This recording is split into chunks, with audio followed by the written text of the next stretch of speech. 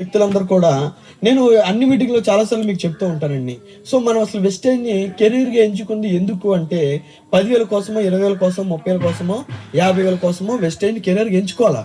ఎందుకంటే వాస్తవంగా 10,000కి, 20,000 రూపాయలకి, 30,000 రూపాయలు సంపాదించే పనులకి అక్కడ చదువుతో సంబంధం లేదు, వయసుతో సంబంధం లేదు, డబ్బుతో సంబంధం లేదు. అక్కడ మన సొంత ఆలోచనలు పెట్టాల్సిన అవసరం లేదు. నువ్వు ఎలా ఉన్నా గానీ ఏదో విధంగా ఒక రోజు బాగా పనిచేసినా, ఒక రోజు బాగా పని చేయకపోయినా ఏదో విధంగా నెల గడిస్తే నీ శాలరీ నీకు ఇచ్చేస్తారు, సరిపోతుంది. లేదు మన టిఫిన్ స్టాలో లేకపోతే నూడిల్స్ బండో పెట్టుకుంటే మినిమం గ్యారెంటీ ఉంటుంది. నాకు ఈ రోజు 1000 రూపాయలు మిగులుద్ది, ఈ రోజు 2,000 రూపాయలు మిగులుద్ది. ఎందుకని? ప్రతిరోజు మనం బిజినెస్ చేస్తాం కాబట్టి దాని మీద ఒక అవగాహన ఉంటుంది మనకి.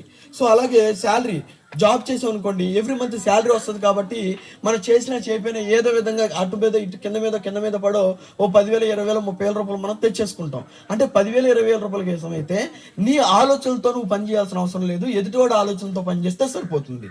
బట్ వెస్టేజ్ నువ్వు కెరీర్ ఎంచుకున్నావు అంటే డెఫినెట్గా నీ ఆలోచనతో పని చేసినప్పుడు మాత్రమే నువ్వు ఇక్కడ పెద్ద స్థాయికి రావడం అనేది జరుగుద్ది. సో నేను ఈరోజు ఎవరితో మాట్లాడాలనుకుంటున్నా అంటే ఈ 10,000, 20,000, 30,000 రూపాయలు సంపాదించేటువంటి వ్యక్తులతో మాట్లాడాలి అని నేను అనుకుంటలేదు.